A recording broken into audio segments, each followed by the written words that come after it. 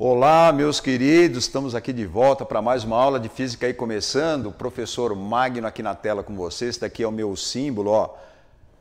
Aí para o pessoal de Libras, inclusive, vamos cumprimentar aí a Elisângela ou Carol? Elisângela. Muito bem, Elisângela, hoje você comigo aí.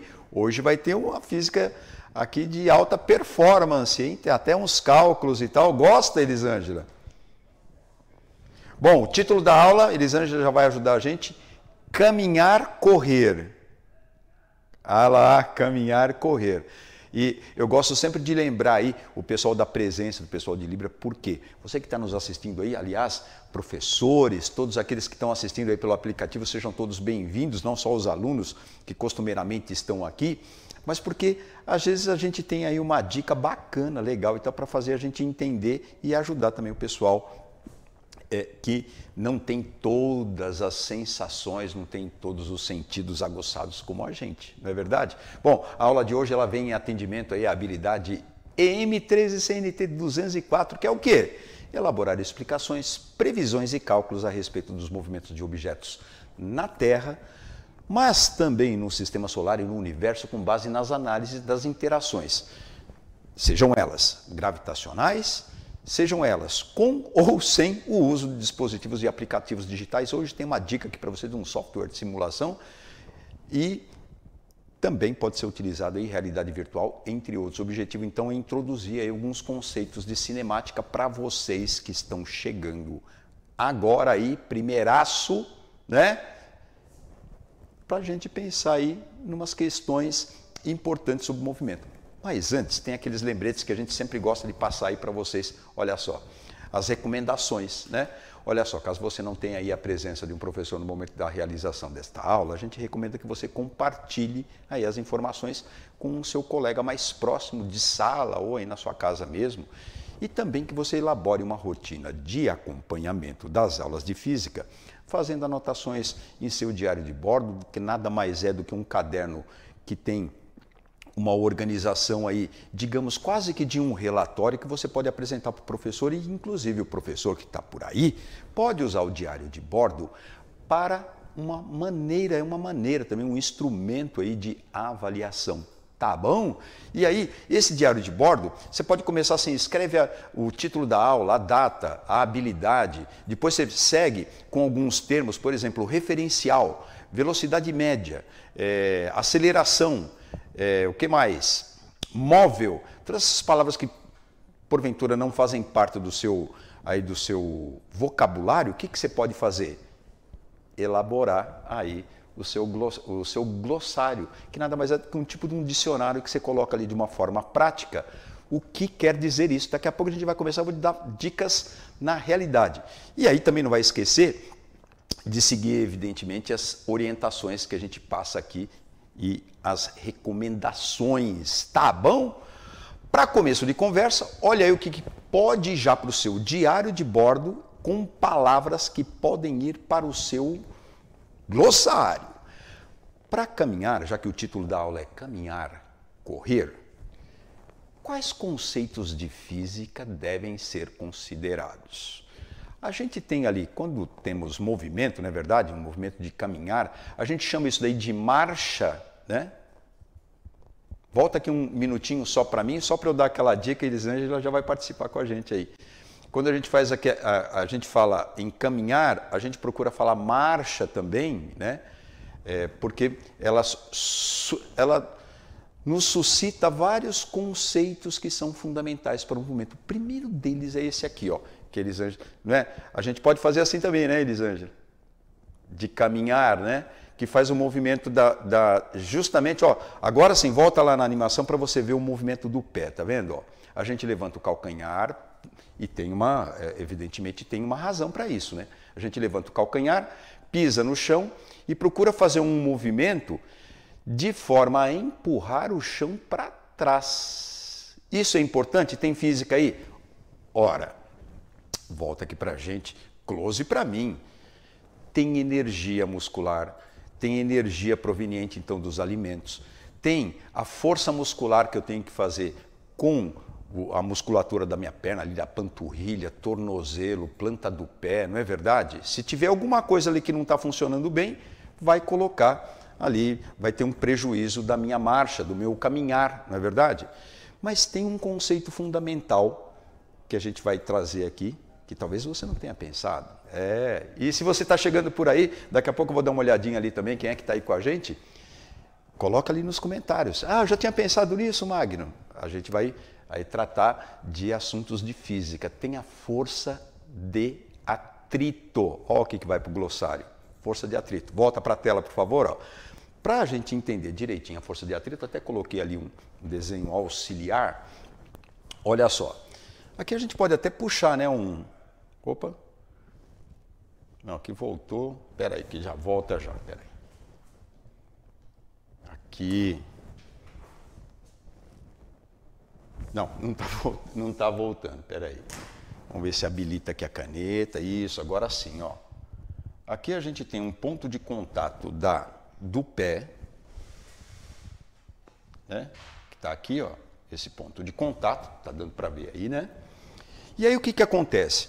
Quando o seu pé toca aqui o solo, a gente procura fazer uma força para trás. Vamos colocar aqui o símbolo F, e como é uma grandeza que tem direção e sentido, a gente chama de vetorial, a gente vai colocar aquele F ali com uma setinha indicando que tem uma direção e um sentido, né? A direção, inclusive, é para trás. Eu faço uma força para trás para ir para frente. Mas se eu faço uma força para trás, olha o pé aqui, ó. Olha o movimento do pé, tá vendo? Ó?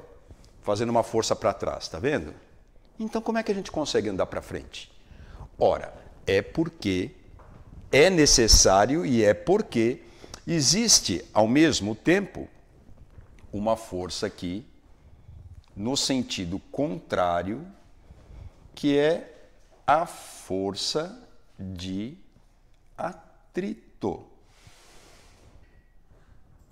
que também tem uma direção e um sentido e, portanto, é vetorial, né?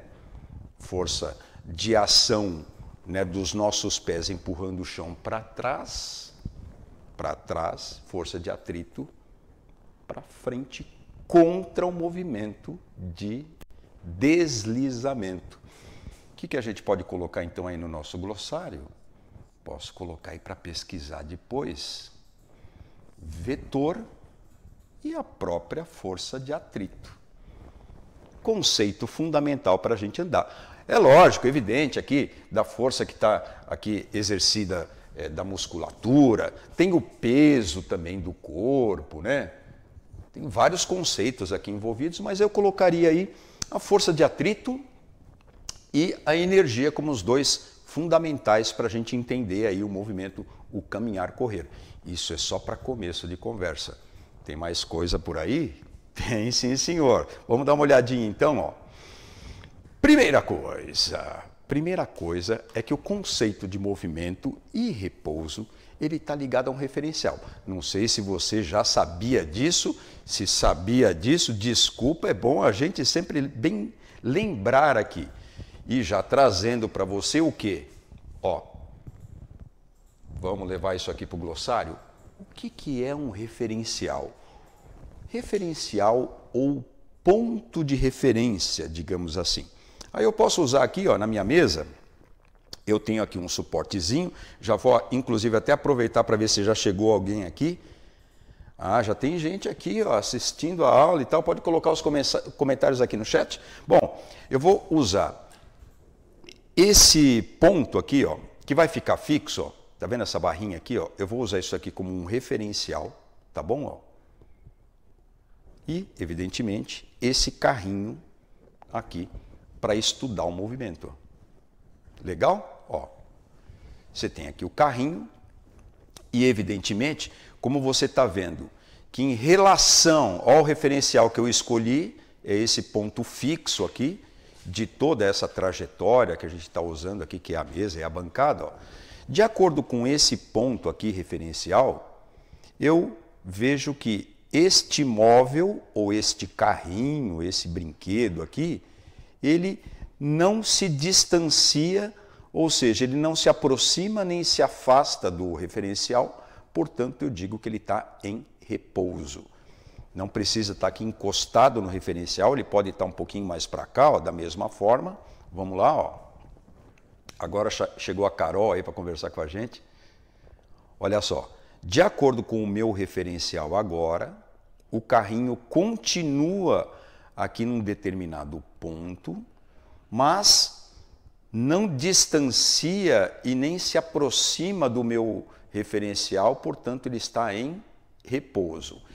Em relação à primeira posição, aí sim, aí o carro se moveu. Mas por quê? E como é que você sabe que ele se moveu? Ora, porque ele se distanciou do referencial. Facinho, né? Ó, de novo, ó.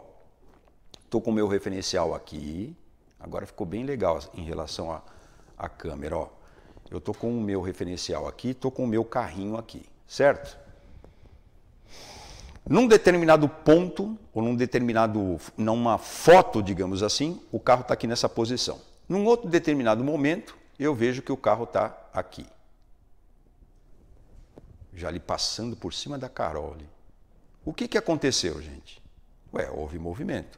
Se o carrinho estava aqui, em relação ao referencial ele guardava uma distância. E se de repente ele está aqui, só pode ser devido a um fator fundamental de que ele entrou em movimento. Então, o conceito de movimento e repouso, ele está ligado a um referencial. Sem o referencial, eu não consigo determinar se houve um distanciamento, se teve um repouso, enfim.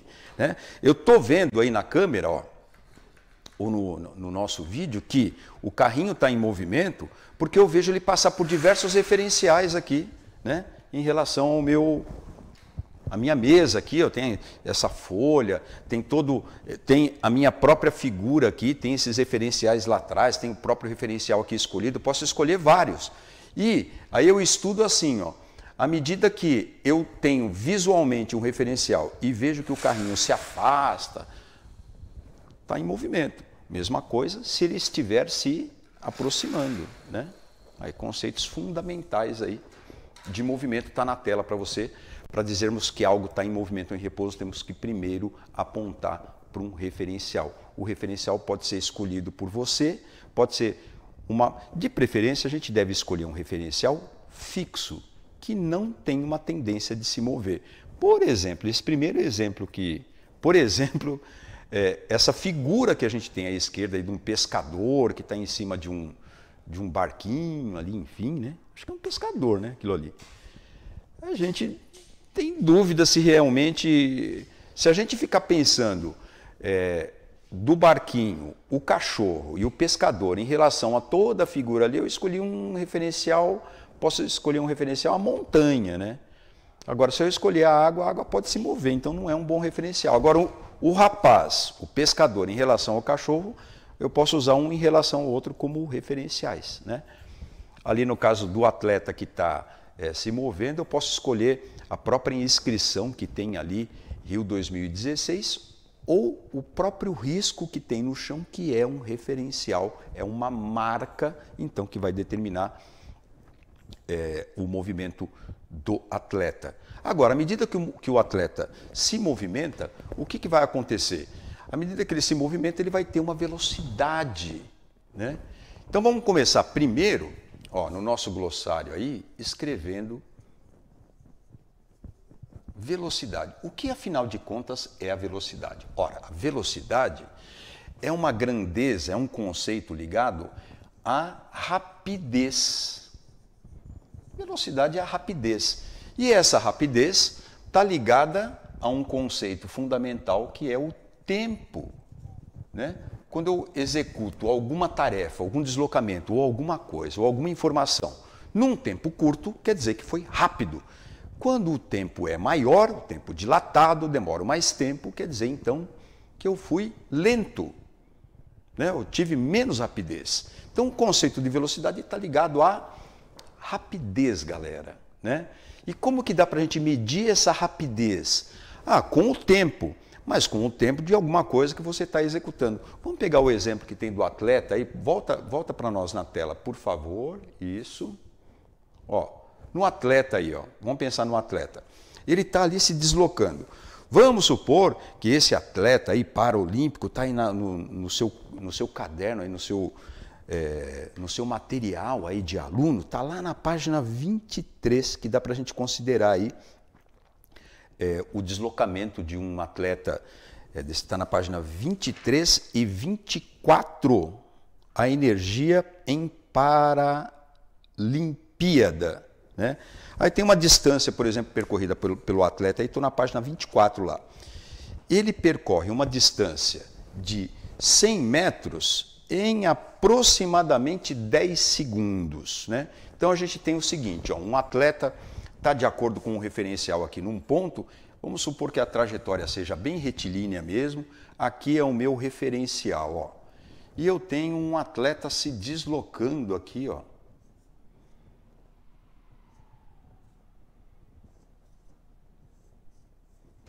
Se deslocando aqui até uma outra marca aqui, uma demarcação, aqui é o ponto 0, vamos supor que essa demarcação aqui, seja a demarcação 1, seja de 100 metros. Ó, bem facinho. E vamos supor que esse atleta levou 10 segundos. Quer dizer que ele andou 100 metros em 10 segundos. Qual é a rapidez que ele anda 100 metros? Aí a gente pode, então, calcular a velocidade média. Já vou te explicar por que é média. Ó.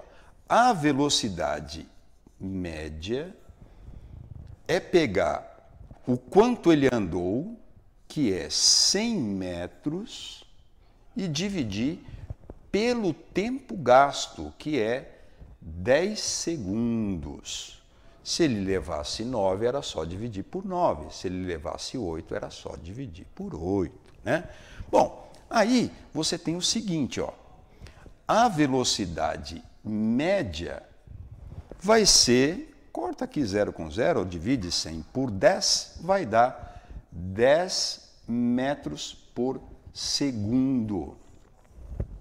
Olha aí, 10 metros por segundo. Só para você ter uma ideia, tem um fator de conversão também, porque é comum a gente ter essa unidade de velocidade que é quilômetros por hora. Sabe quanto que é 10 metros por segundo? 10 metros por segundo corresponde a 36 km por hora. Já sabemos calcular aí a velocidade média. Mas por que eu chamo de velocidade média? Volta para cá um minutinho. Se você pegar um atleta, por exemplo, um atleta recordista que é o Usain Bolt, já ouviu falar dele? Pesquisa aí também, olha só. Quando ele sai em disparada, primeiro que ele está numa posição lá, chega um sinal e aí ele parte. Ele parte do zero, a velocidade dele não existia. Aí até ele alcançar um certo impulso, tá bom? Até ele alcançar um certo impulso nesses 100 metros, ele começa devagar, depois ele vai ganhando velocidade. Então esse movimento, ele tem diversas velocidades. Quando eu pego um intervalo de espaço, que é, por exemplo, da partida dele, quando estourou lá o revólver, e ele partiu até chegar na marca de 100 metros, eu pego a distância total e divido pelo tempo total decorrido, e aí eu vou ter, então, a velocidade média. Por quê? Porque no decorrer desse percurso, no caminhar para correr, que é o título da nossa aula, houve várias velocidades instantâneas. Então, estou calculando só uma velocidade média. Isso não quer dizer, então, que o atleta, nesse caso aí, tem uma velocidade de 36 km por hora. Quer dizer que é só uma velocidade média. Em alguns momentos a velocidade dele era menor, e em alguns momentos a velocidade foi maior. Gente, eu espero que vocês tenham gostado, a aula está chegando ao fim, a gente vai deixar aí disponível para você lá no repositório o material aí desta aula, tudo mais para você, inclusive tem algumas sugestões de atividade, use lá, converse com o seu professor, assista às aulas que a gente está sempre junto aqui, dúvidas também, entre em contato com a gente, estamos sempre à disposição, obrigado e até a próxima, gente, valeu!